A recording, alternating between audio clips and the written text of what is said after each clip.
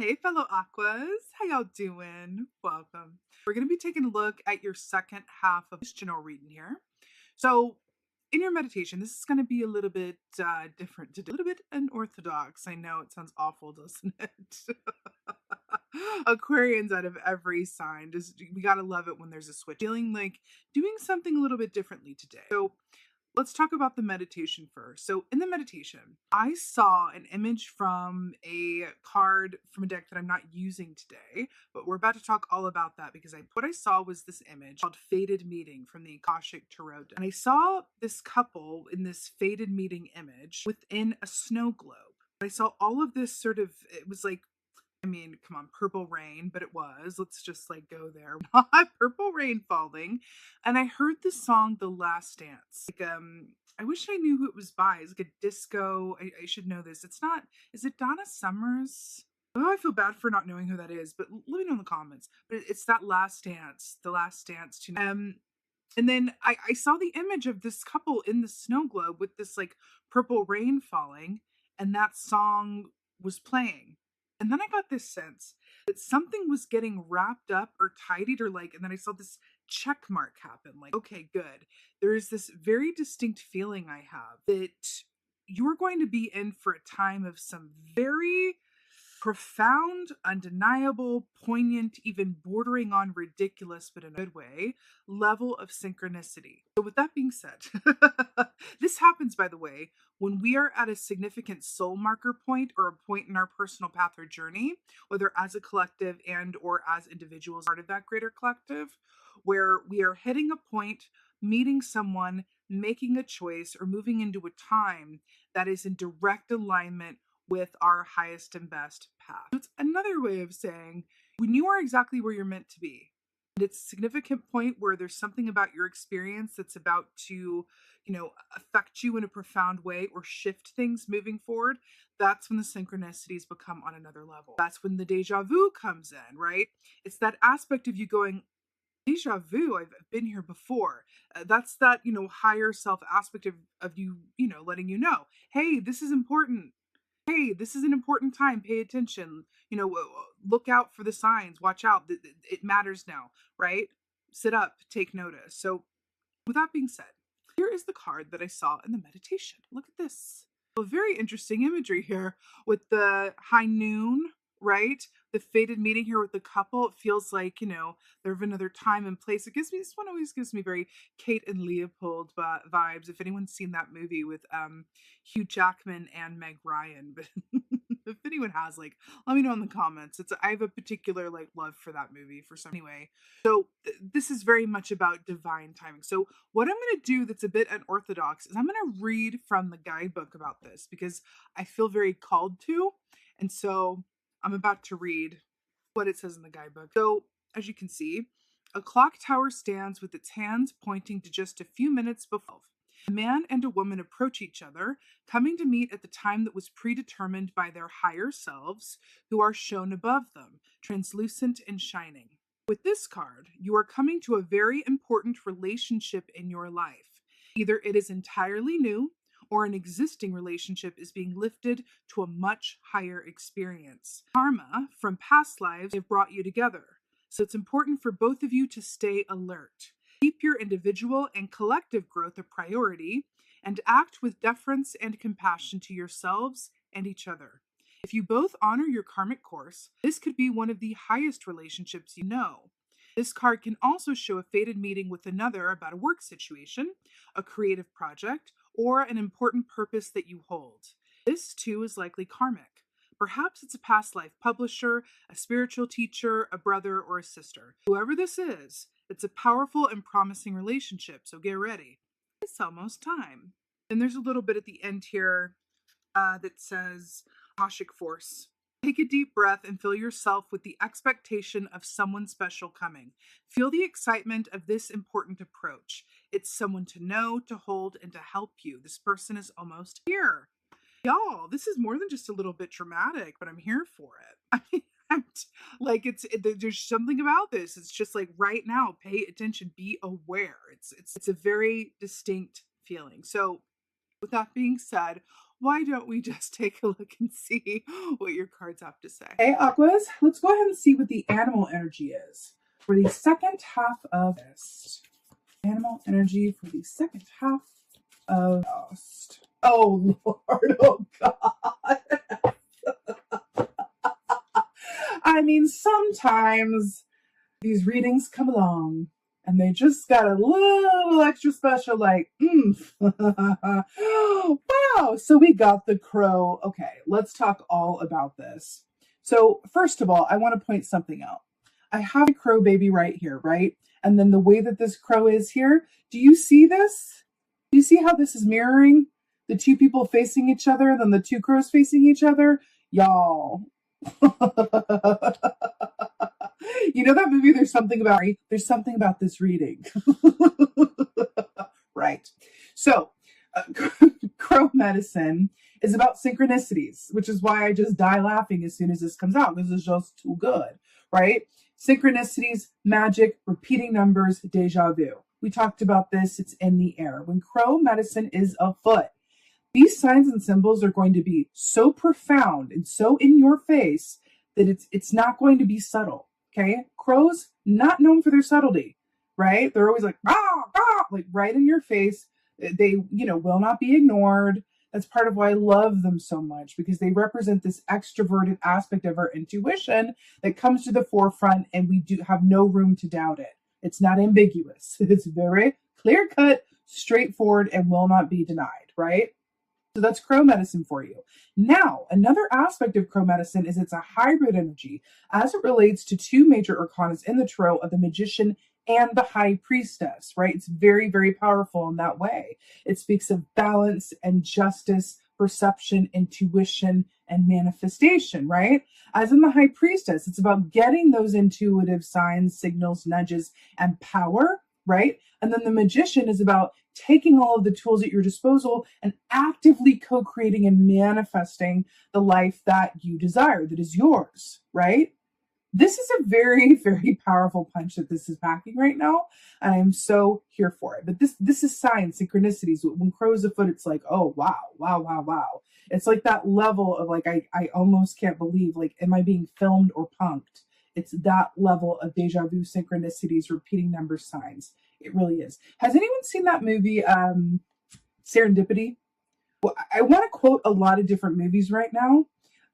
There could be something, I mean, I always do, but especially there's something about this. I'm hearing the word meet cute. Okay. There's a term in film, or it's a device used in film, where the two characters, and it's how they meet. And it's called like a meet cute. Right. There's something about how they meet that's just a little extra, like, a little bit of cheese, like, oh, like in Serendipity, that film, the way that they meet is special or fated. There's something about it that's memorable or significant, right? Something about this. It's a meet cute. I'm getting this. It's very, look out, y'all. Something is going on. This is really, whoo! This is really something. Let's see what's going on. Let's see what's going on. Let's see what's going on. Right. Okay. Interesting. So we have this 8 of Cups here. So this is really, really fascinating to me, because look at that dolphin. 8 of Cups here, traditionally speaking, is about moving on to emotional people, places, things, and states of being that give you a sense of emotional freedom and equilibrium, right? Let's think about the context of the 8 of Cups as it relates to what precedes it and what follows it, right? So we have the 7 of Cups, which precedes it, which is about a lot of options. It's about, feeling a bit overwhelmed at all the choices, the analysis paralysis. It's like, oh, dreams deferred, a lot going on, not sure which way to go, right? Then you have the 8 of Cups here, and then after it, 9 of Cups, which is wish fulfillment, right? Being in a place where you can really receive what you desire and really enjoying life from that place of satisfaction and pleasure.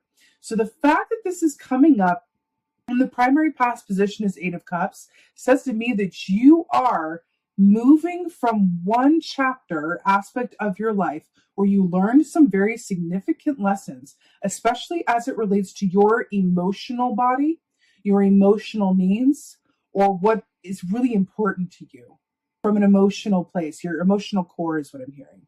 Now, what's really interesting here as well is that we have this dolphin here.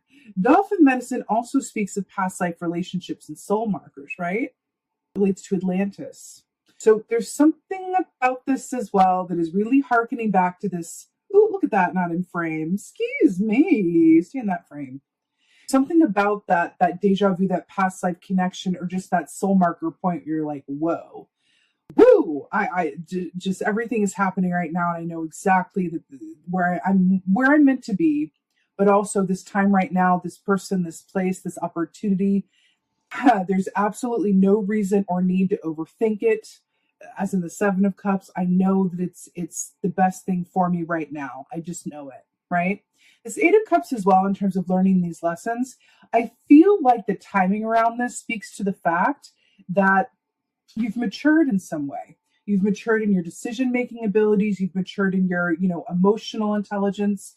You've matured in some way where you are primed and ready for this connection, for this opportunity to occur. But it is the timing. You had to be ready. And there's something about that it's like, okay, you're good. You're ready now, right? You're primed. You're primed. I think you've said no to some things that you might have said yes to before and prioritized yourself, or the way that you're going about, making decisions or interpreting things. You're making different choices or behaving differently, in a more emotionally intelligent way or in a more discerning way. And I feel like that's what this is picking up on here. And because of that, the stars, as in right here, are aligning for you. Remember, we're the star from the tarot, right? So there's something about that. Something about that. Oh, no. Okay. So we have the Four of Swords here. This is really, really fascinating. It's always like a magical mystery tour. So swords, we of course are the swords. We are air energy. The Four of Swords is really, really an interesting energy, especially in this context. So traditionally speaking, this is about rest. It's about meditation. It's about stillness, quiet, replenishing, and rejuvenation. What's really interesting about this in this context is I get this very distinct feeling that because this is movement, right? This is moving away from something and towards something else. And then we have the Four of Swords here. I feel like whatever this is, whether this is, again, an opportunity, but I feel like for a lot of you, it's a chapter that's about to unfold, okay? Whatever this is for you, it's going to elicit feelings of, or an experience of feeling like you can breathe easily and be at rest, which doesn't mean that you are technically resting or that there's not a lot going on, but it's that sense of like, whoosah, I'm exhaling, my mind is at peace, and I'm able to just be grounded where I am and not worry about what's been or what is going to be, which is another way of saying I know exactly for sure, beyond any reasonable doubt, that I'm where I'm meant to be at this point in life. It's that deep sense of like, okay, I can be at rest. It's interesting here though, because another offshoot of the Four of Swords, or kind of another expression of that same energy, is the Six of Swords, which talks about inner peace, right? Calmer waters, but that's a more active energy of transition. I feel like this is specifically calling me to like putting down your roots. You see how the swords are like going into the soil there? There's something here about putting down your roots or starting a chapter or relationship that is sowing seeds that are going to like take root and grow and flourish and be around for a long time. Do you see what I see? Do you see these swords? I feel like they're going into the ground and then coming back and growing up and right back. And it feels like this is creating a circle, right? There's something about this. Putting down roots or planting new seeds or something new is beginning that elicits feelings of calm, calm and peace and feeling quite sure of where you are. I don't know if it gets much better than that. When you just feel like, no, I'm calm. I'm exactly where I'm meant to be. And I feel it. I know it, right? Interesting. What's going on? Right. Three of Cups. So this is making a lot of sense. I'm going to point a few things out, a few hundred things out. So Three of Cups, traditionally speaking, this is about celebration. This is about relationships that are emotionally fulfilling. Because remember, the cups are about emotions and intuitions and our relationships, right? Three of Cups is like, cheers, having reason to celebrate, joy, feeling like you are truly surrounded by kindred spirits or in the presence of a particularly significant kindred spirit, right? It's those soul connections. That's Three of Cups. It's like, wow, we just met, but I feel like I've known you forever. It's that deep kind of soul connection of those relationships that just go beyond time and space, right? These are not people you have to share DNA with, right? They're just from a soul perspective, you are bonded. So this is really amazing here because I'm going to show you something. Look at this. Wait, can you see this? There we go. So you see the water from the Eight of Cups here, right? And then we have the waterfall, right? And then remember how I was pointing out, putting the swords and then the roots going into the earth and then growing back this way. And then we have the flowers, water, earth, new growth, new life, new harvest. Fascinating. You know, Three of Cups is also about reunions as well. And there's an aspect of this, again, back to this fated meeting and this soul. There is this sense of you hitting these really significant soul markers or something happening that kind of reverberates throughout time and space for you. It really, really feels that way. You know, it's interesting too, with the way that this is depicted amongst the flowers and the way that these ladies are kind of giving me this vibe. I get a very distinct feeling around this, that this isn't just about, you know, meeting up with people that you're really connected with, but it's about like a larger community. It's about a larger purpose and what you do, and possibly this relationship positively benefiting a community, a group of people, or on like a larger, even global scale.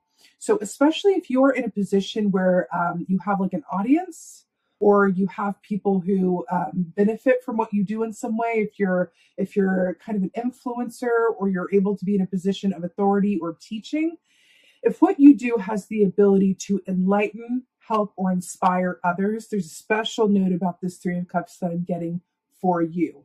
The work that you do, right? If you know why you're doing what you do, right? If you're connected to the reason and the purpose of it, then I feel like this is going to be coming back to you in a way where there's going to be a upsurge and uptick in abundance around it. The word is getting out. Your influence is being, you know, known in a greater way. You're getting recommended. You're getting tagged. You're getting forwarded. I feel it. There's something about that. And here's the thing too that I'm picking up with this. There's an aspect of this of doing things for the, and I use like, you know, air quotes with this, but doing things for the right reasons, right?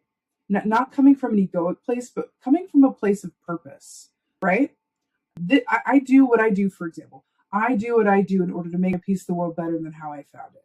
I choose to nurture the relationships close to me that really, you know, serve me emotionally and that I feel, you know, are reciprocal.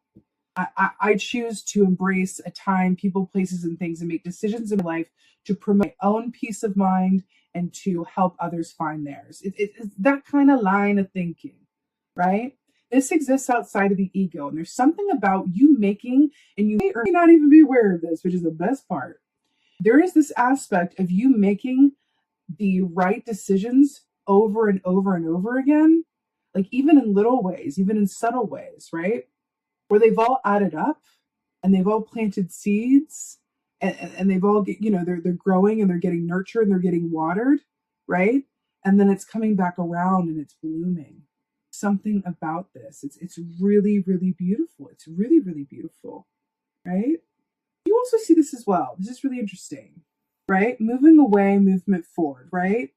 And standing your ground, trusting the timing of things, being at peace and not coming from a place of lack or hurry or worry, just trusting that the seeds that you've sown are going to bear fruit in their own good time because you know that you're doing what you do from a soul place, from a sense of purpose and faith, right?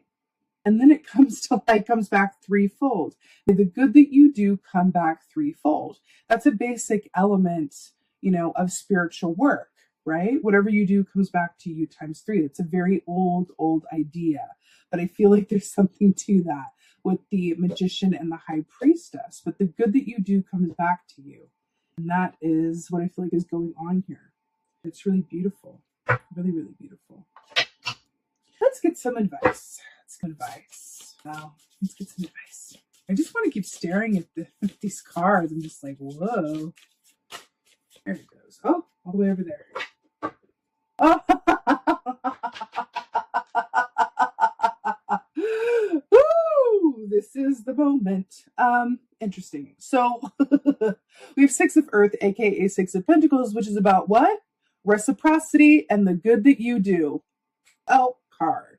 The good that you do coming back to you indeed. So this is about give and take. This is about being wealthy, but not just in a monetary sense, right? This is about having, a wealthy sense of purpose, a wealthy sense of connection, right? There's a quote that I want to think of, but I have a bit of like brain fog at the moment because I've been a bit ill, but forgive me. But there's this quote that I'm thinking of where it's like, wealthy are they who, have a deep connection, something like that, where your wealth is measured by the connections that you have, because that's what we're really here for in terms of soul growth. It's really, really comes down to connection, right? And that's what this is, Six of Earth. Also, can I just point out, though, this is definitely a tree with a root system. Do you see that?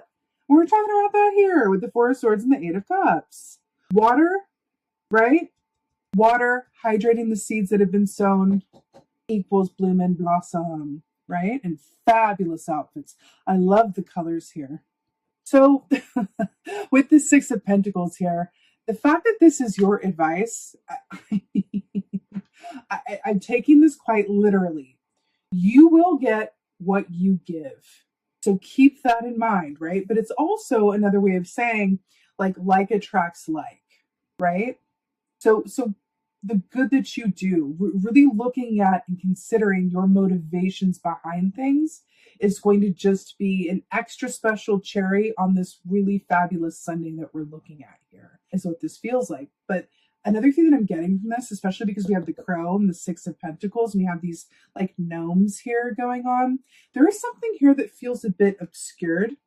Like, do you see this, the tree here and then the light coming behind it? And then there is something here where I keep hearing like there are aspects of this time or this process or this journey that are going to be revealed piece by piece. I don't necessarily feel like it's something that's like everything all at once. It's very much sort of bit by bit, piece by piece. So I would say that keep doing what you're doing. Keep coming from a place of understanding and really embodying the truth that you're going to get what you give. And the more that you do that, just trust that there are things coming down further along than you can even see that are going to have the choices that you make now are going to have further reaching effects than you know.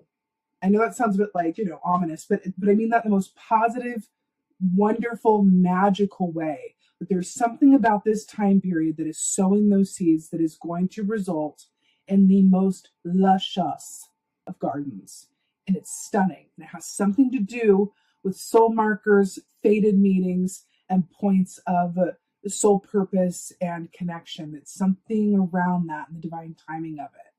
Also, I want to play a numbers game quickly. So Crow is associated with the number 5. Okay? 3 of Cups, 4 of Swords, 5 is the Crow, 6 of Pentacles, number 7 fated meaning, and 8 of Cups. Did I not say? Do you know that like never happens? Like successive numbers like that in card never ever happens, right?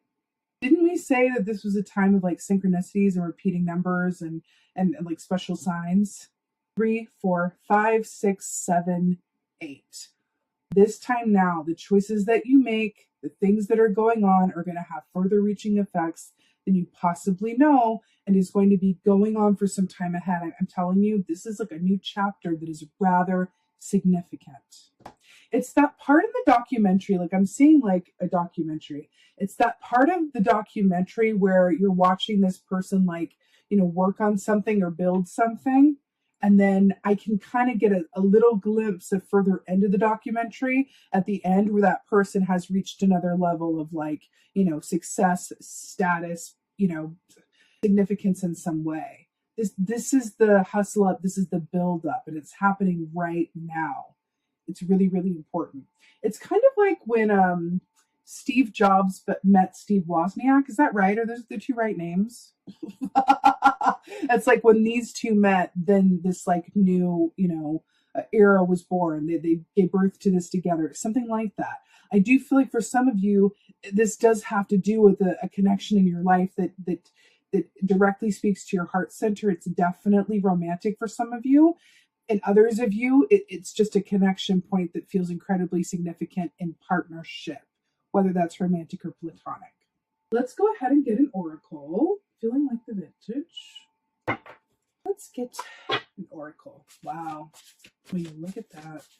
Right. Beauty. Look at all these flowers. Just like immediately. I mean, this is really stunning. What's really interesting about this as well, it's really reminding me of like this one right here. What's really special about this and the fact that this is coming up is the oracle.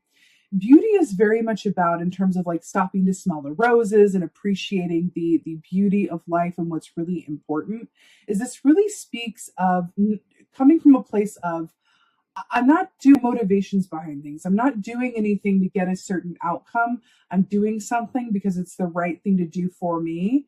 And because I'm making choices from a place of, this matters, this aligns with my integrity, and this aligns with my soul purpose and what I'm here to do. And what I'm really saying with this is the opposite of ego.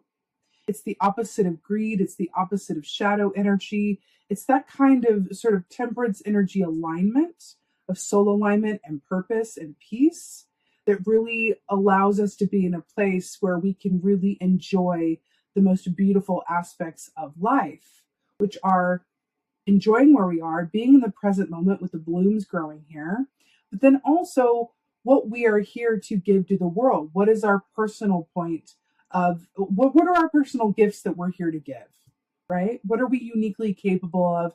What are we here to do? And how can we give back in a way that is aligned with that, right? Back to the Six of Pentacles. It is very earthy, isn't it?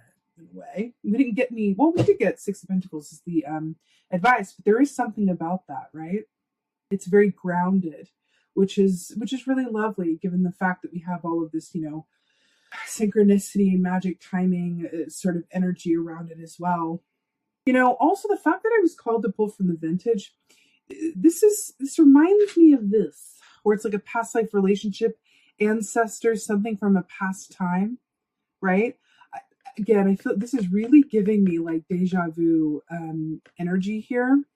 I'm seeing the image of like a postcard as well. There's something about that, something written or some sort of like, instead of wish you were here, it's like glad you're here, as if you've been waiting for this, from a soul marker place or from your subconscious or from a karmic soul place. You've been waiting for this and it's time, just like the book said. That's what this feels like to me. It's really, really, really, really stunning. Wow, Aquarius. I am here for this. I'm sending you so many blessings for the second half of this. I so hope this helps and resonates. If so, let me know in the comments below. I love, love, love reading your comments.